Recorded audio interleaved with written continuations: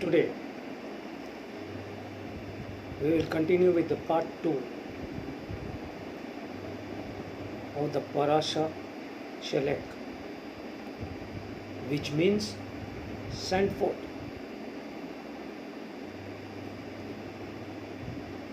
Part 1, we had got an understanding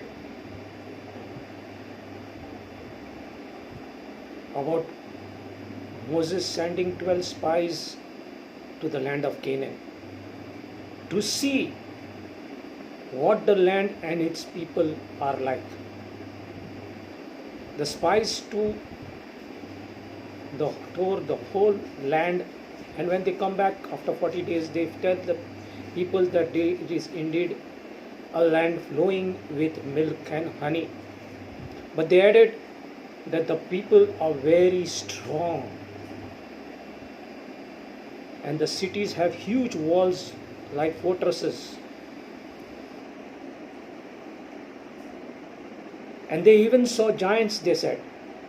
And they tell the Jews that the land would be much too difficult to conquer, even though two of the men, Joshua and Caleb, disagree with the rest, saying that the land is very good and they can conquer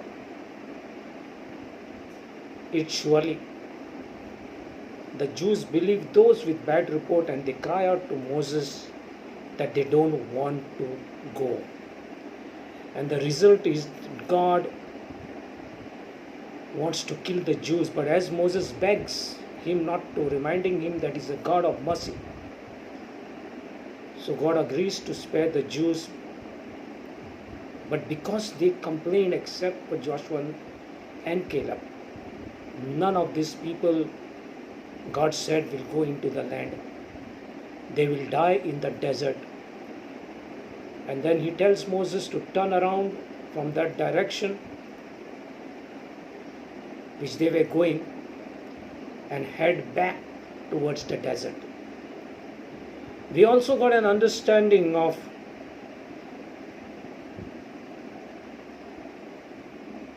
whether they were spies or tourists. They were actually tourists, they were not spies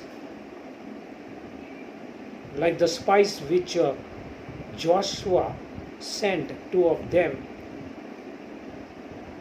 Because when Joshua sent those two spies to Jericho, nobody knew who were going, who they were. Nobody knew the name, nobody knew their mission. But they went and they spied, only Joshua knew it. But here, the whole nation knew about it.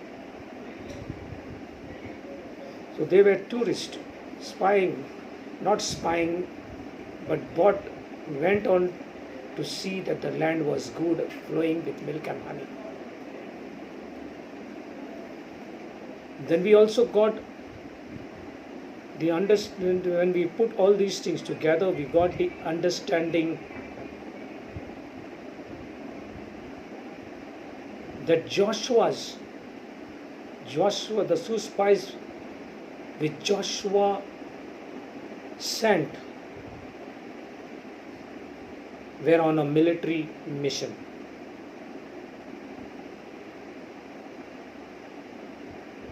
But we got an understanding of why Israel rejected the promised land. Even though they had seen the mighty hand of Adonai delivering them,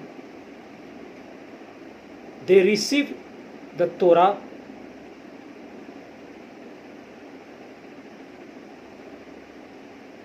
number 3, they received the Shekinah to dwell among them in the Mishkan.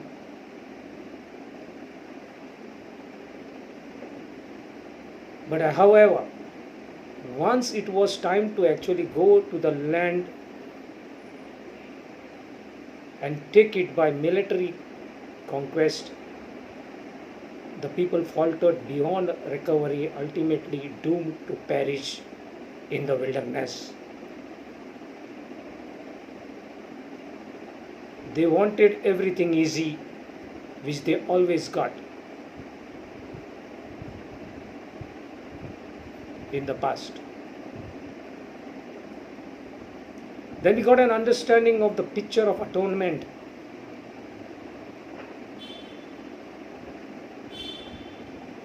When Adonai makes atonement for Israel in numerous manners, we know that he provided atonement through the blood of the sacrificial lamb. And in this sacrifice, the animal takes the place of the sinner. However, his wrath is only appeased by the death of an individual sometimes.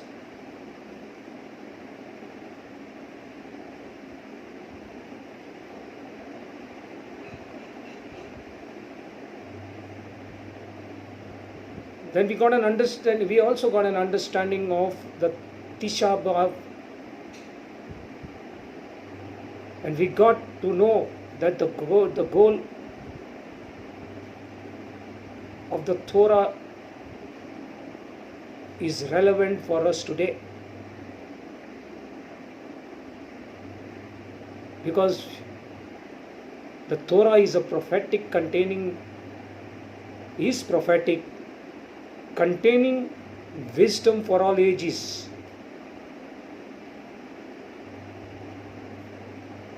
And many a times we have seen that the stories in the Torah are actually prophetic acts and experiences of future generations. We also got the understanding of the importance of Adonai's calendar, which is based on the lunar cycle. And if we believe it or we do not believe it, Adonai still uses his calendar. He's not interested in man's calendars. He does everything according to his calendar, not the world's calendar. The fact that most believers are totally ignorant of Adonai's calendar and his set apart times, that is Moedim, is most unfortunate.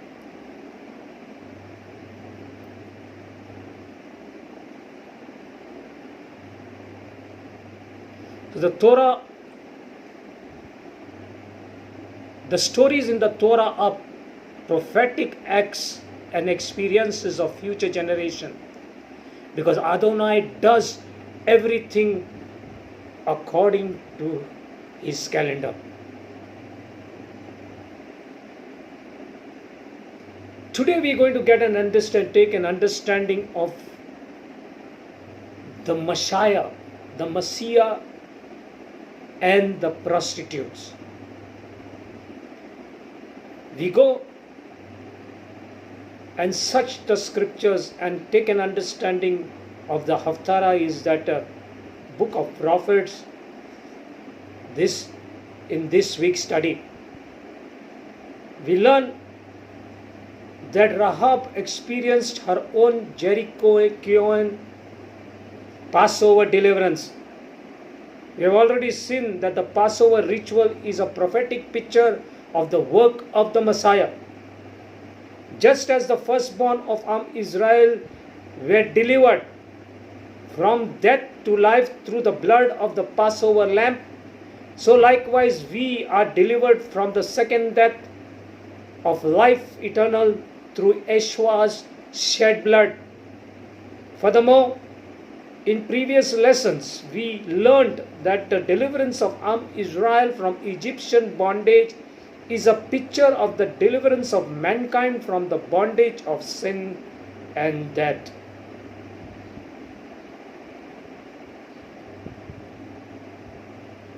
Knowing in the first place the facts about concerning the messianic aspect of Passover, and number two, the fact that the Torah strongly thematically links Rahab's deliverance with the Passover.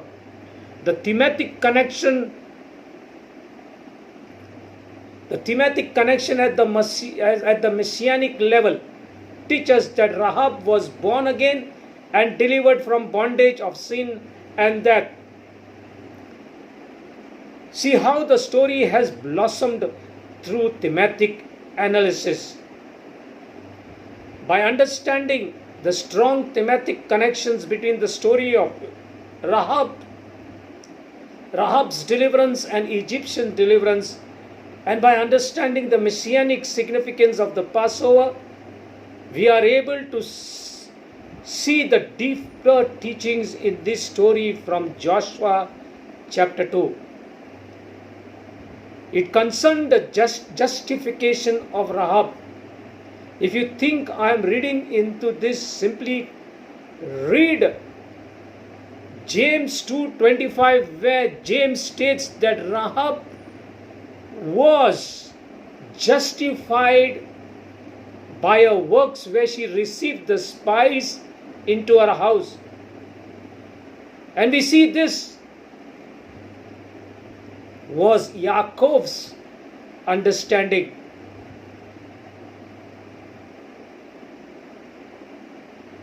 There is more though. We saw that the story of Rahab was thematically related to the story of Tamar as follows. There was a scarlet cord, non-Israelite, prostitution, and hidden objects. In both cases. Now, why does the Torah link the two women? What do we know about Tamar? The answer to that question, let's review what we know about how the Torah teaches us about the person and the work of the Mashiach. If you read the Torah anytime, we will see, number one, picture of resurrection. Number two, pictures of renewed life as a result of deliverance from impending death. And number three, pictures of victory and renewed life as a result of death.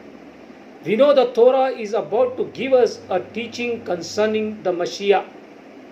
I call these themes of the resurrection of life,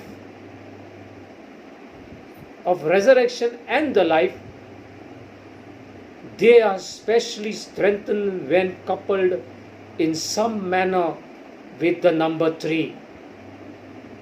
The first living things, that is plants and grass and etc., were created on the 3rd day. This is not strictly life from the dead. However, the principle of life coming from a state where there is no life is clear. The Torah's picture of resurrection of the Mashiach is found in the holy days. The holy day is a shadow of Yeshua's resurrection. Is the 3rd holy day, the day of Omer wave offering. The offering of the barley sheaves on the day after the first day of unleavened bread is a prophetic picture of the resurrection of the Mashiach. Jonah, who was in the belly of the great fish, should have been dead. But on the 3rd day he came forth alive. Truly, death was swallowed in victory. The Akedah, that is the binding of Isaac, found in Genesis chapter 22. Abraham was supposed to offer Isaac as an olah, that is the whole burnt offering.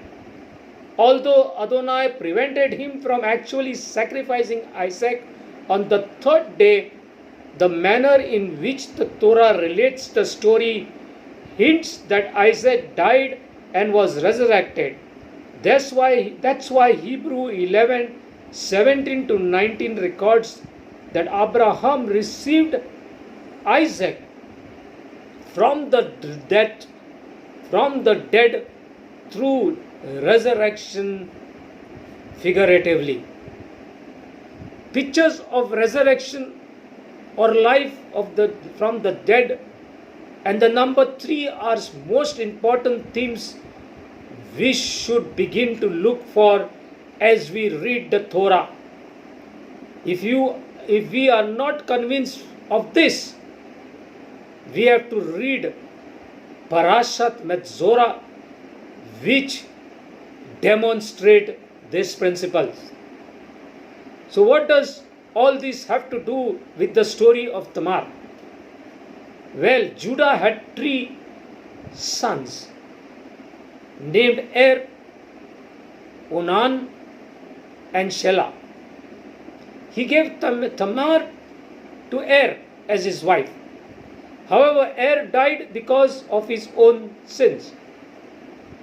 It was a practice then for the living brother to marry his deceased brother's wife if he died without any heirs.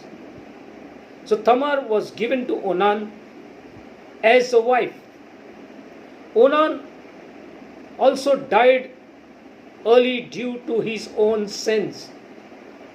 In his mind, Judah felt that Tamar was causing the deaths of his sons. So he didn't give her his younger son, Shelah, to Tamar as a husband, fearing that he too would die. In fact, Judaism has a name for Tamar. She was an Isha Katlanit, a deadly woman. Tamar wanted to raise up seed in Er's name. Seeing that Judah would not give Shelah to her as a husband,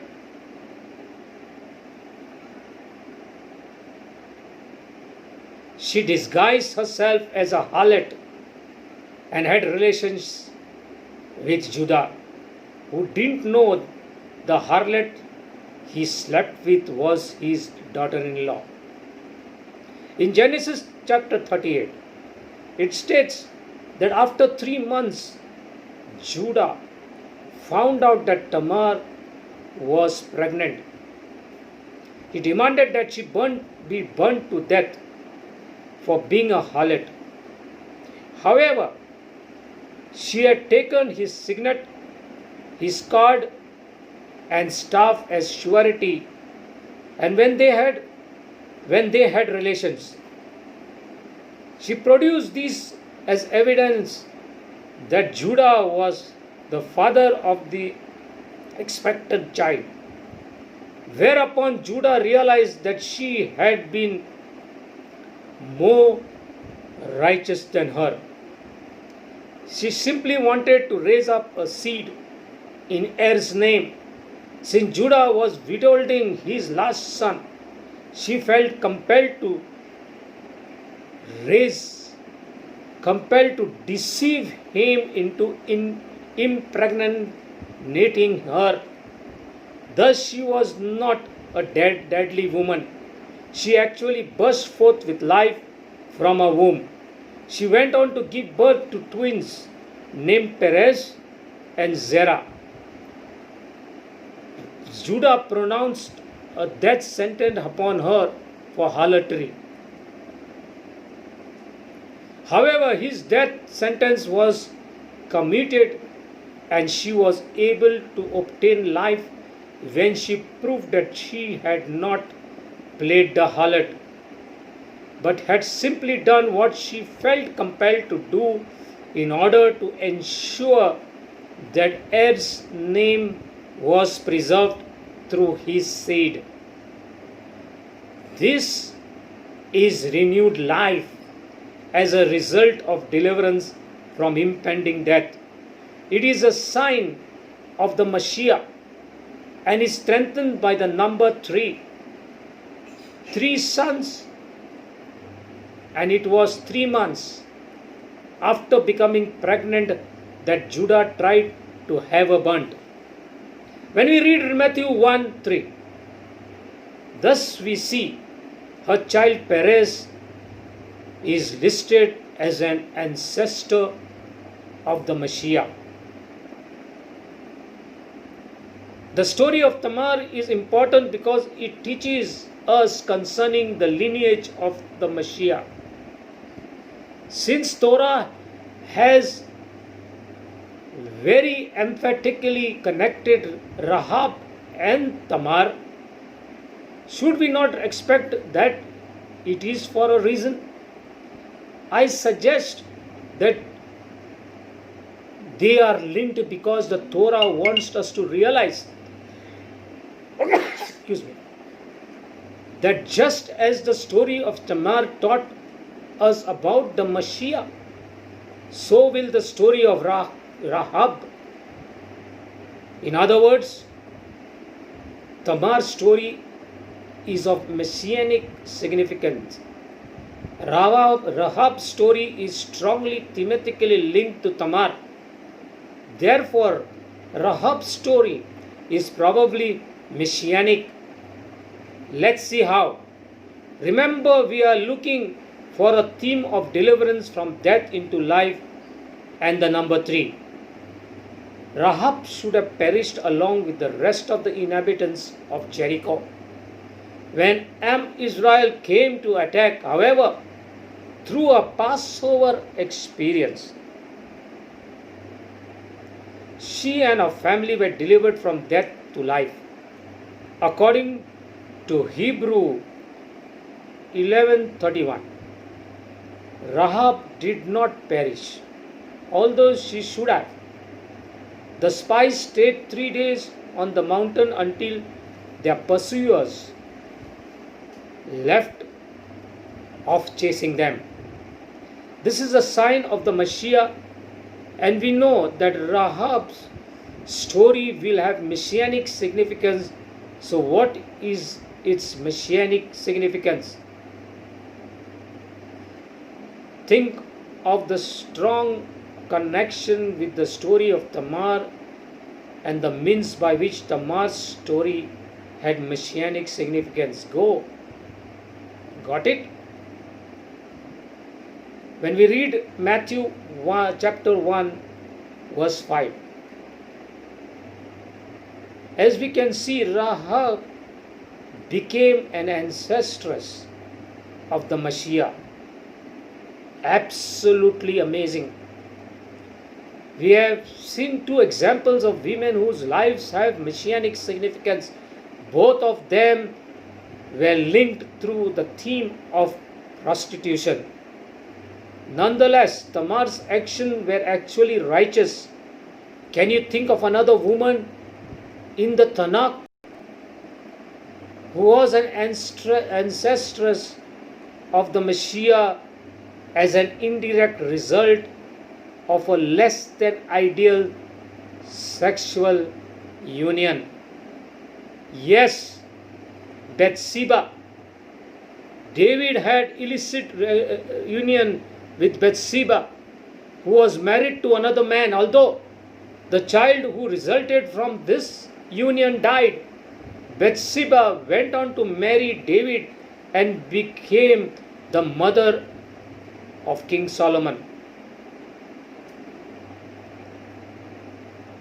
As we can see, all 3 of these women were ancestors of the Messiah.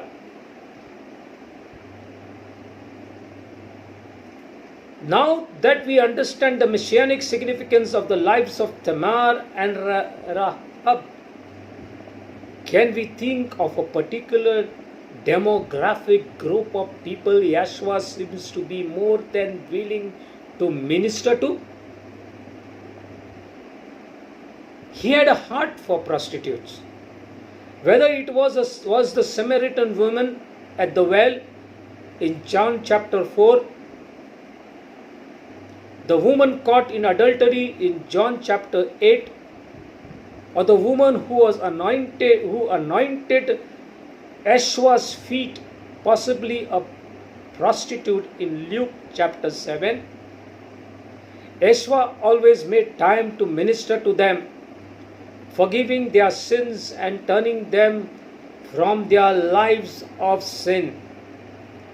Thus, it seems that whether we are talking about Old Testament or New Testament, Adonai has a heart for women caught in the cycle of prostitution or adultery. He is a heart of forgiveness and restoration.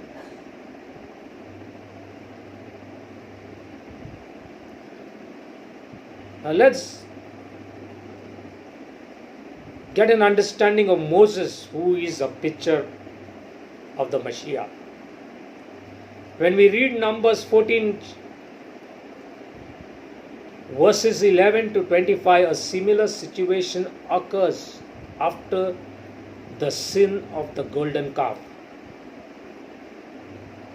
In both stories, Israel commits a grievous sin. Number 2, Adonai wants to annihilate Israel.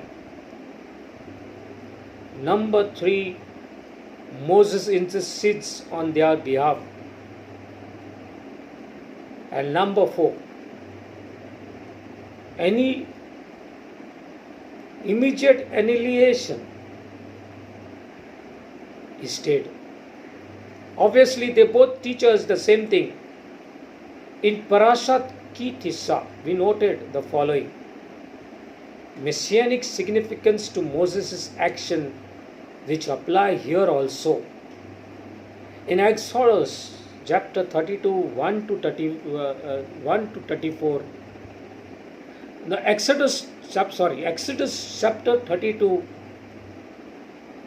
verse 1 to 34, verse 10, we learnt that Israel had broken the covenant of Sinai. It was over Adonai's presence.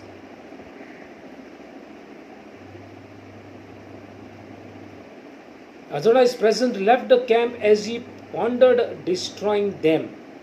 Furthermore, we learned after Moses' intercession, another second covenant was cut. However, the second covenant was based on the different sets of Adonai's attributes than the first. The second covenant was characterized by grace and an abundance of kindness and truth. Exodus 34:6. Moses interceded for Israel 3 times. Apart from Moses' intercession, Israel would have been destroyed, but they were given life. The story taught us that Moses was a type of shadow of the Mashiach. We know this because the Torah teaches us that the theme of deliverance from death coupled with the number 3 is a sign of messianic significance.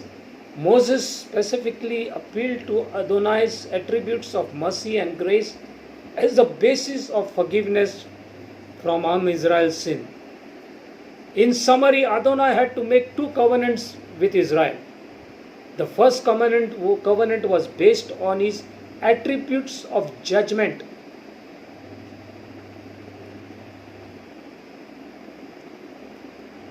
After Israel broke that covenant, he cut a new covenant with them based on his attributes of mercy, grace, and forgiveness. This is the shadow of the 2 major covenants: the Mosaic covenant at Sinai And number two, the new covenant instituted by Yeshua. Now, when we read John chapter 1, 16 and 17,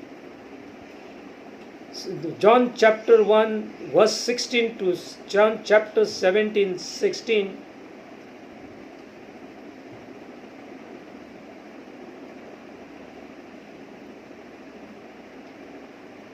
and of his fullness we have all received the grace for grace. For the law was given through Moses, grace and truth came through Mashiach Yeshua. Do the words grace and truth look familiar? Yes, they do. They are the very basis for the covenant made in Exodus 34. There are many today who would say that there was no grace in the Torah. That's not true. Grace and truth were clearly expressed in Mosaic covenant. If they hadn't, Israel would have been destroyed. Never let anyone tell you that grace and truth didn't come until Yeshua. The difference is that Yeshua is the source of grace and truth in the old covenant and in the new covenant.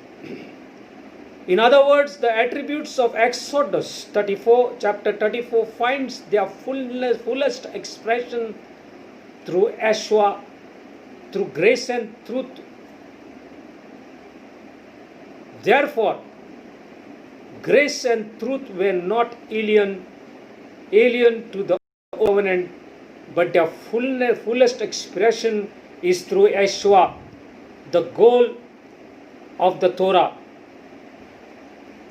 Above we noted that the sealing of the Mosaic covenant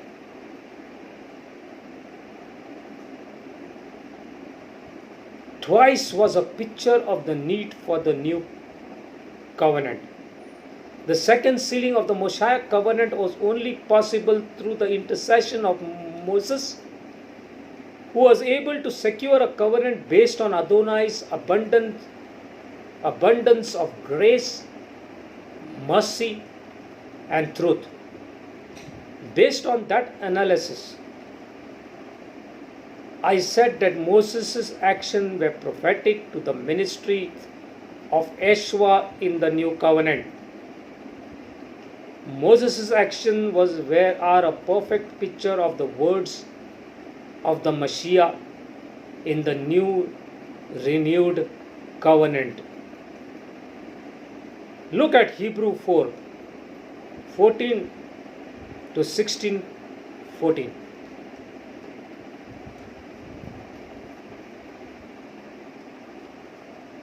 Sing then,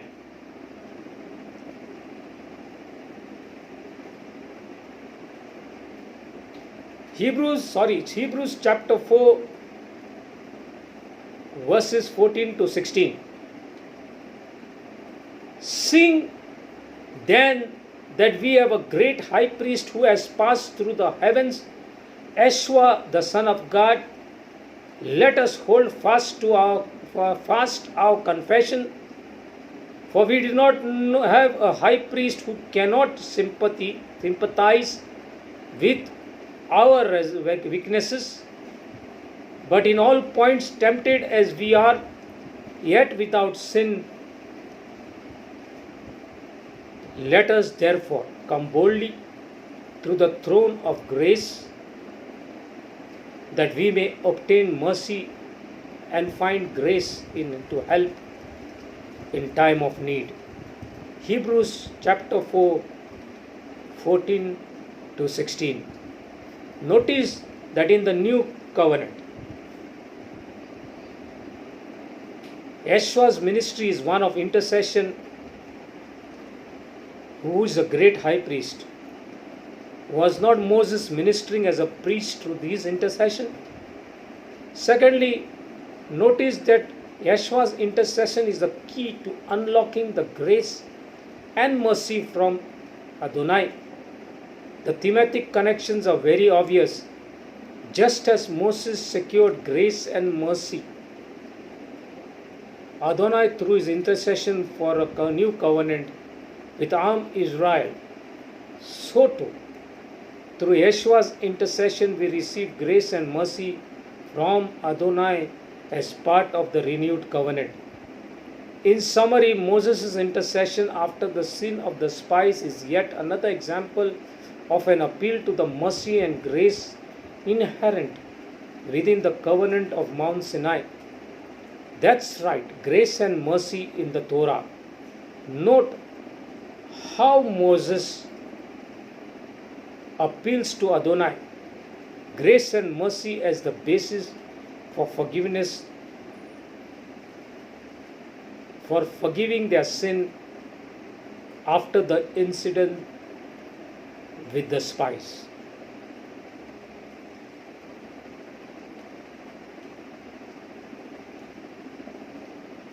Now let's understand Adonai's heart for the non-Israelite. We saw that the theme of prostitution connected the stories of Rahab and Tamar. Let's examine another theme that connects them, their status as non-Israelites. Neither of them were blood descendants of Abraham. Yet Adonai graciously grafted them into Israel. Can you think of another person thematically linked to Tamar and Rahab through their non-Israelite status, who went on to become an ancestor of the Messiah? It is Ruth, the Moabitess, married Boaz in Matthew 1:5, who was the son of Rahab and Shalman. Therefore, we see that Ruth, Tamar, and Rahab, all thematically connected through their non-Israelite status, were all ancestors of the Messiah. The gathering of the non-Israelites into the commonwealth of Israel has always been Adonai's heart. The stories of Tamar, the Ruth, and Rahab are pictures of what he wants to perform among the non-Israelites of the world.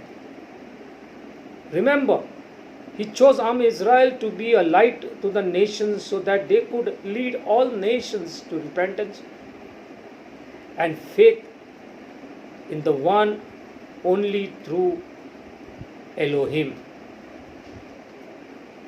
When we read Genesis 12:5, although the New King James Version states that Abram brought with him the people whom they had acquired, a literal translation would be the souls that they had made.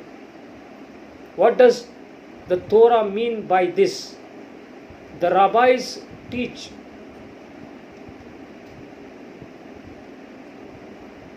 that the souls Abram made were Gentiles who became proselytes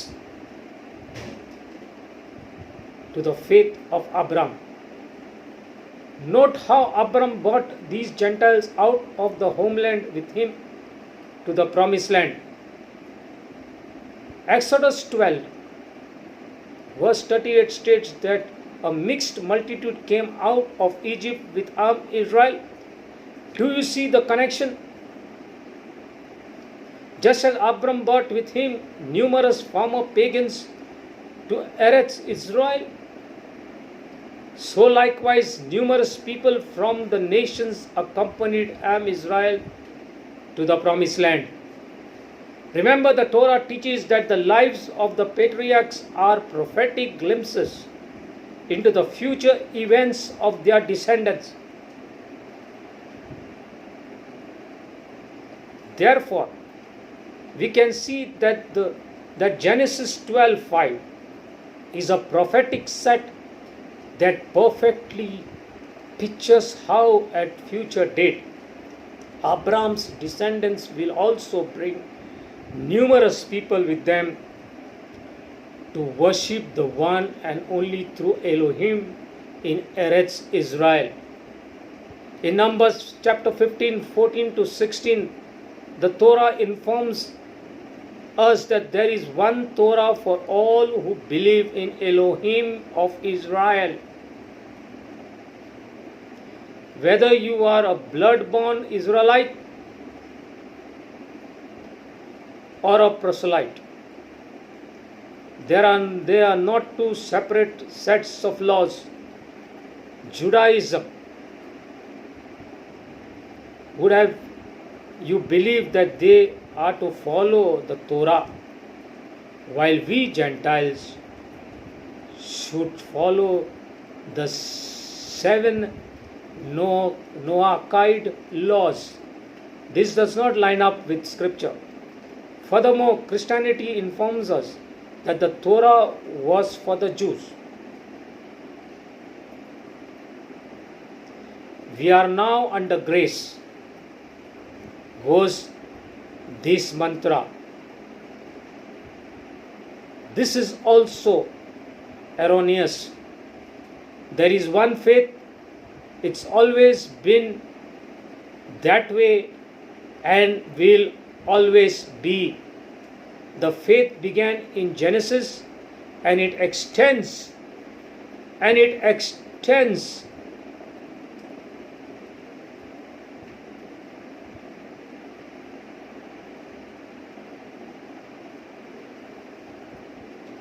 to Revelation. Most simply aren't aware that Adonai didn't make these distinctions in the Torah. When we read Isaiah chapter 56 verses 3 to 7, Isaiah is quite emphatic that the non-Israelite not think he is different from the Israelite. Based on this passage, Adonai expects converts from the nations to keep the Shabbat. Here's the bottom line. When a non-Israelite joins with Israel to worship the God of the Hebrews, that person is supposed to have the heart of Ruth, who said, "Entreat me not to leave you or to turn back from following after you. For wherever you go, I will go, and wherever you lodge, I will lodge. Your people shall be my people, and your God my God. Where you die, I will die, and there I will be buried. The Lord do to me and more also, if anything but death parts you and me." Ruth chapter 1, 16 to 17. May Adonai hasten the day when all non-Jewish believers say with conviction, "May Yahweh do to me and more also, if anything but death separates me from you," that separates me, the non-Jewish believers, from you, our Jewish brothers. May Abba Father bless our Torah study today. Amen.